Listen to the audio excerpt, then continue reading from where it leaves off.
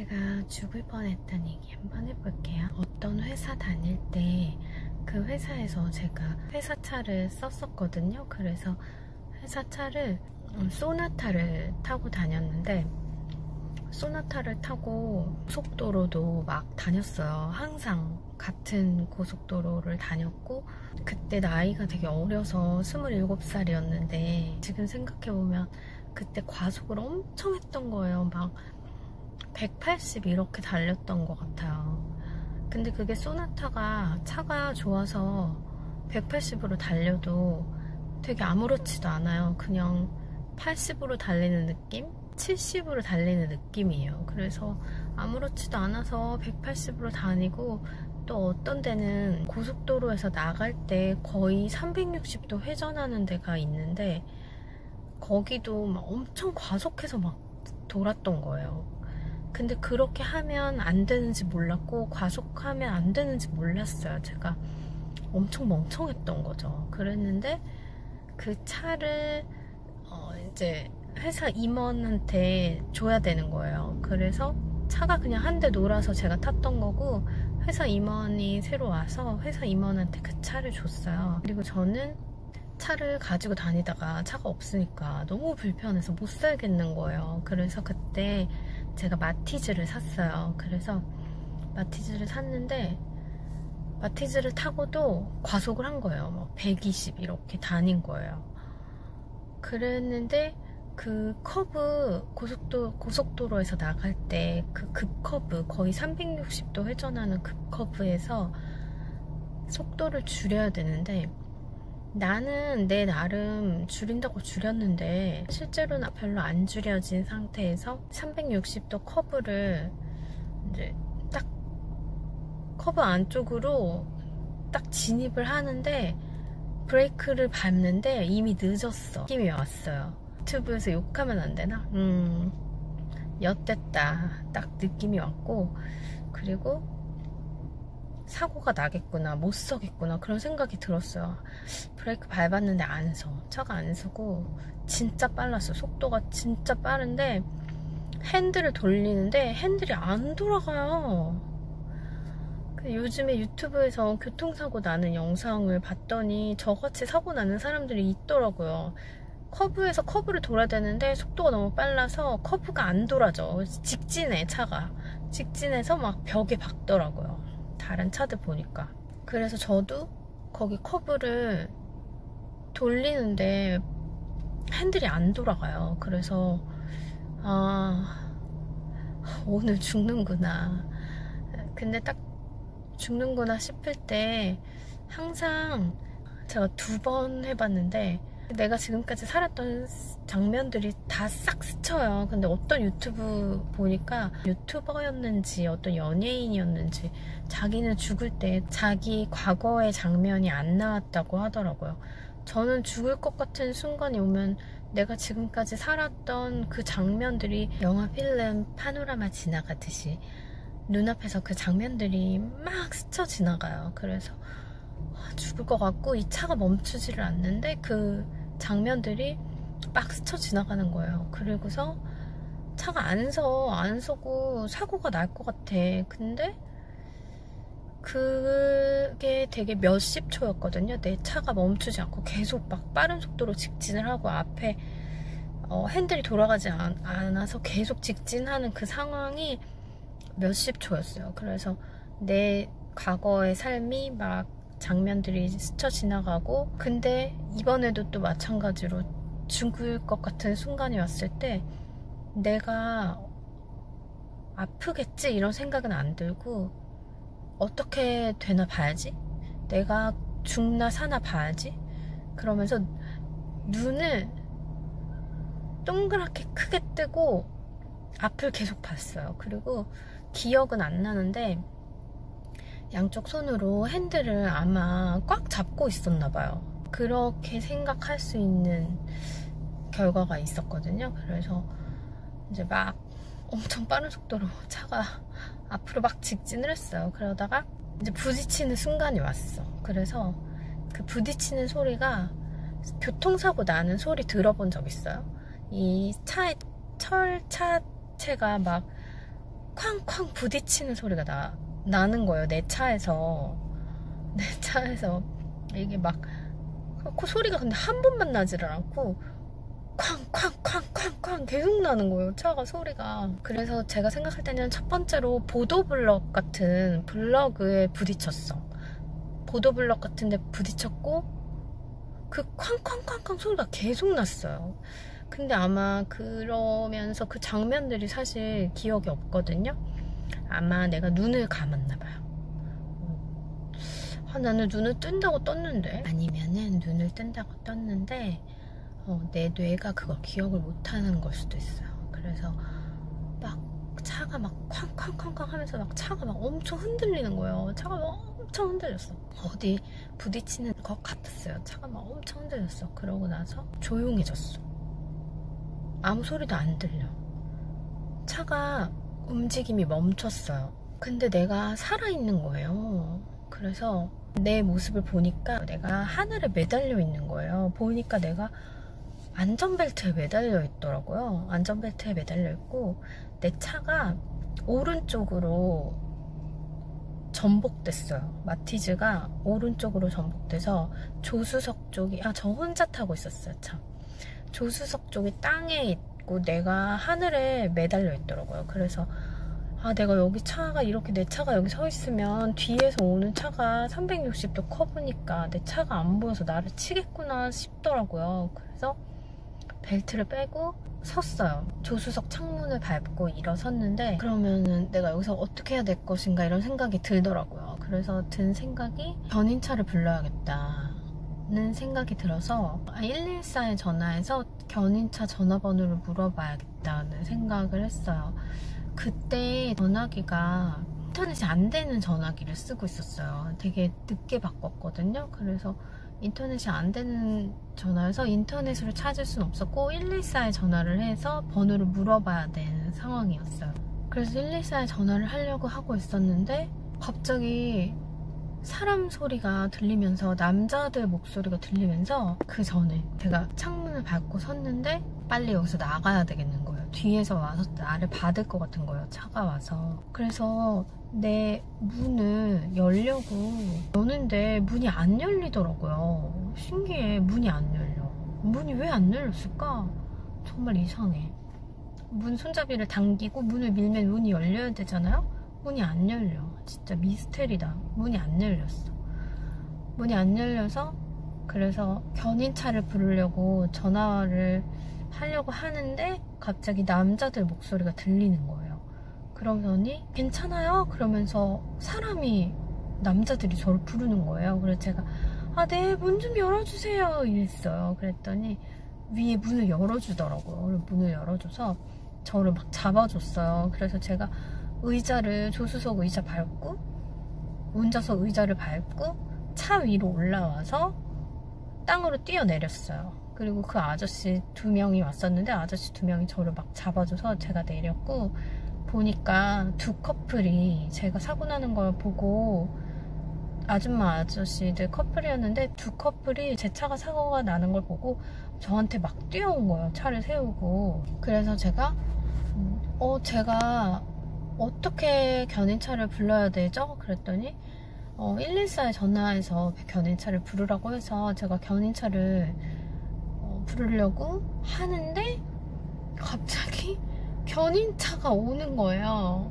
견인차가 왔어. 그래서 너무 감사합니다. 그분들 저 도와주신 분들한테는 가시라고 너무 감사하다고 하고 그분들이 갔어요.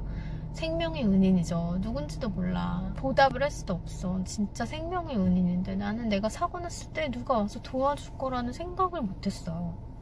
난 누가 진짜 올 거라고 생각 못했어. 차들은 다 쌩쌩 자기 갈 길을 가잖아요.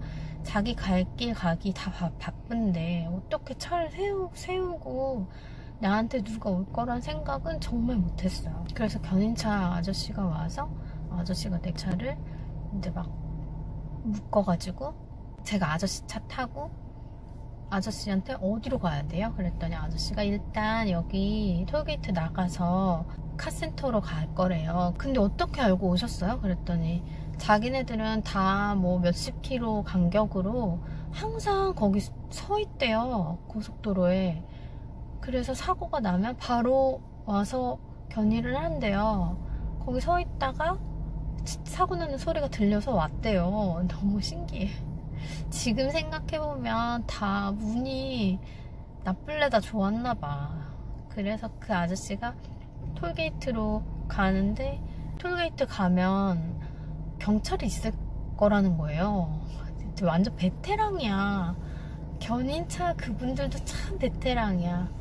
거기 경찰이 있을 거래요. 그래서 그 아저씨랑 운전하니까 톨게이트가 나왔어요. 그래서 톨게이트에 가가지고 이제 견인차 아저씨가 톨비를 내고 나가려고 하는데 거기 경찰이 서 있는 거예요. 톨게이트에 나를 기다리고 있어.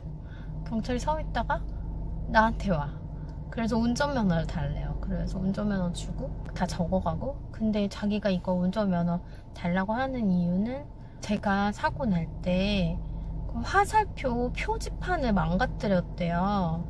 스탠딩 표지판 망가뜨렸대요. 그래서 그거를 30만 원이었던 것 같은데 그거를 보상을 해야 되는데 보험으로 보상할래? 현금으로 낼래? 물어보더라고요. 그래서 제가 그때 보험을 사용할 수 있는 상황이 아니었어요.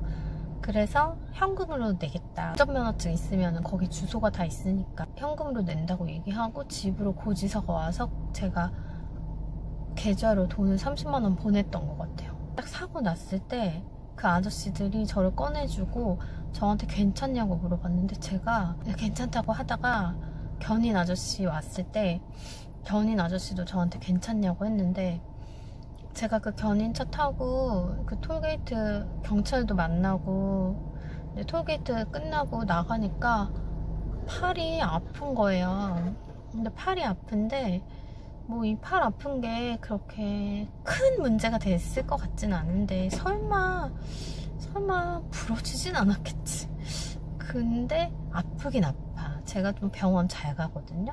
병원 잘 가는 편인데 아프긴 아파. 이 상태로 집에 그냥 가서 병원을 안 가고 그냥 집에 가기에는 아파. 원인을 알아야 될 것 같은 거예요. 그래서 거기 시골이었는데 거기 시골 동네에 있는 병원에 갔어요. 갔는데 견인 아저씨가 데려다 줬어요, 병원에. 그래서 병원에 갔고 차는 그 견인 아저씨가 자기가 아무데나 아는 카센터에 맡긴대요. 그럼 나중에 뭐 차를 고쳐서 돈 내면 되는 거니까. 그래서 저는 병원에 갔어요. 그랬는데 엑스레이를 찍었어요. 침대에 앉아서 기다리고 있었는데 엑스레이 사진 한 장을, 엑스레이 판 있잖아요, 흰색 형광등 들어있는, 거기다가 엑스레이 사진 한 장을 갖다 끼더라고요. 그래서 그거를 봤는데 거기 팔 사진 같은데 팔이 뼈가 부러져서 뼈가 비어있는 거예요. 공간이 한 1cm, 1.5cm 정도 공간이 비어있는 팔을 사진을 가져와서 거기다 끼워놓은 거예요. 그래서 제가 그걸 보고 저 사진이 설마 내 건 아니겠지, 저렇게 뼈가 없는 사진이 내 사진은 아니겠지, 이렇게 생각했어요. 그게 설마 내 거라는 생각은 전혀 못하고 의사가 올 때까지 기다렸는데 의사가 왔어. 한 5분 있다가 의사가 와서 제가 처음으로 한 말이 저 사진 제 거 아니죠? 이렇게 물어봤어요. 그랬더니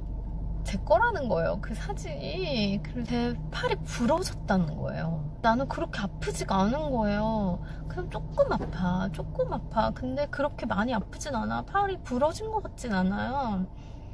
근데 아무튼 부러졌대요. 그러면서 저거 수술을 해야 된대요. 그래서 너 이 병원에서 수술할래? 뭐 서울에 있는 병원 갈래? 이렇게 물어봐서 제가 그렇게 큰 수술 어떻게 시골 병원에서 할 수 없잖아요. 그래서 서울로 가겠다. 그래가지고 고속버스를 타고 서울로 갔어요. 그래서 한양대학병원에 갔어요. 한양대학병원에 가서 다시 엑스레이를 다시 찍었나? 그 엑스레이를 가지고 갔나? 그래서 아마 왠지 다시 찍었던 것 같아. 그 엑스레이 찍더니 응급실에서 너 뼈가, 팔에는 뼈가 2개가 들어있대요. 근데 그 중에 하나는 부러졌고 하나는 팔이 관절이 빠졌대요. 팔꿈치에 관절이, 뼈 하나는 빠졌대요. 그러면서 그건 진짜 쓸데없어. 지금 생각해보면 정말 쓸데없어. 그거 왜 했는지 모르겠어. 팔을 맞춰서 끼워야 된다는 거예요. 어차피 1.5cm는 아예 팔이 없었거든요. 뼈가 아예 없었어요. 근데 뭘 맞추겠다는 거야? 아무튼 맞춘대. 그래가지고 링겔에다가 마약성 진통제 맞고, 그리고 팔을 막 맞추는데 너무 아파. 뭐 어떻게 너무 아파. 진짜 너무 아파. 너무 아프고 너무 아파. 근데 나는 아파서 미치겠는데 도망갈 수도 없고 방법이 없는 거예요. 그냥 아프지만 그냥 참아야 돼. 근데 진짜 너무 아팠어. 아프고 팔을 맞추고 나서 걔네 갔어. 근데 팔을 맞출 때는 아픈데 다 맞추고 나니까 그렇게 아까 막 팔 맞출 때만큼 아프진 않아. 근데 진통제 부작용이 있어서 토했어요. 토하고, 그러니까 그게 팔이 왜 부러졌냐면, 왜 부러졌는지 생각해봤어. 내가 왜 팔이 부러졌을까 엄청 생각했는데, 왜 팔이 부러졌냐면 무서워서 핸들을 꽉 잡고 있었던 것 같아. 핸들을 안 잡았으면 팔이 안 부러졌을 텐데, 핸들을 부딪히는 순간까지 계속 잡고 있었던 것 같아요. 손으로 핸들을. 그래서 그 부딪히는 충격이 팔로 오면서 팔이 부러졌고, 나중에 보니까 그 팔이 1.5cm 정도 뼈가 아예 없었거든요. 거기는 아예 그냥 산산조각 가루가 돼서 없어졌어. 팔이 없어졌어. 뼈가 없어졌어. 쇠를 넣는 수술을 했어요. 쇠심 박는다고. 수술하고 나서 되게 아팠어요. 진짜 너무 아팠어. 진짜 눈을 뜰 수 없게 아팠어요. 너무 아파서 눈을 뜰 수가 없었어. 최악이야. 진짜 아팠어요. 제가 일부러 10만원 더 내고 무통주사라고 있거든요.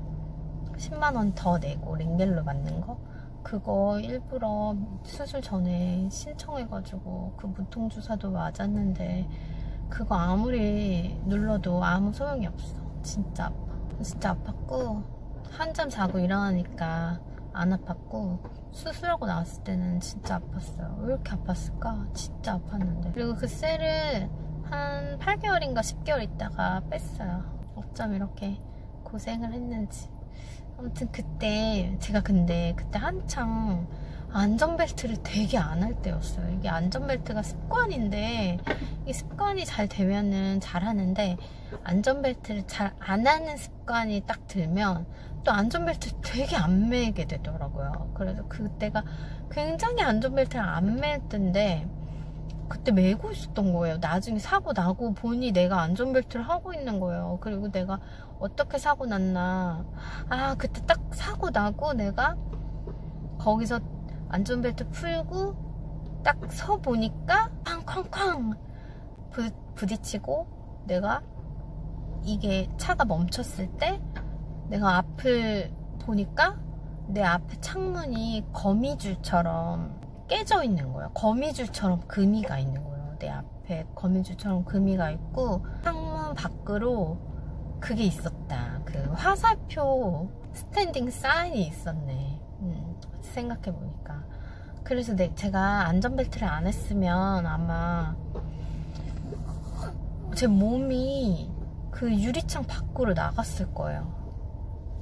유리창 뚫고 밖으로 나갔을 거야. 제가 안전벨트 안 했으면 제가 우리 여보들이랑 이렇게 얼굴 보는 일은 없었을 거예요.